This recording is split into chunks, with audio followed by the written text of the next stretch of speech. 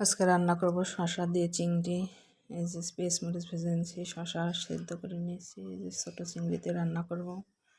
পেঁয়াজ ভাজা হয়ে গেছে, এর মধ্যেও চিংড়িগুলো দিয়ে দিলাম, তারপরে শসাগুলো দিয়ে দিলাম, দিয়ে আদা রসুন বাটা দিয়ে সুন্দর করে মিক্স করে নেব। এর মধ্যে দিয়ে দিলাম হালকা সাদা এলাচ আর জিরা বাটা।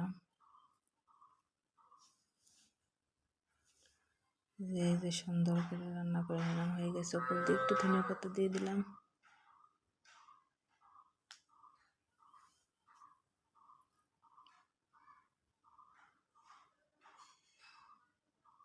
এই যে রান্না শেষ, নামিয়ে নিয়েছি। আর করবো পটল আলু ভাজি। যে কেটে ধুয়ে সুন্দর করে কাঁচা মরিচ পেঁয়াজ লবণ হলুদ দিয়ে মিক্স করে ঢাকনা দিয়ে ঢেকে সুন্দর করে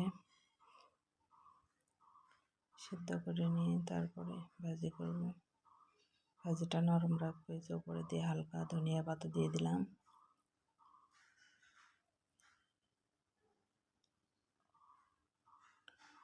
আলু আর পটল এভাবে সুন্দর করে হালকা নরম করে ভেজে নিলাম। শেষ।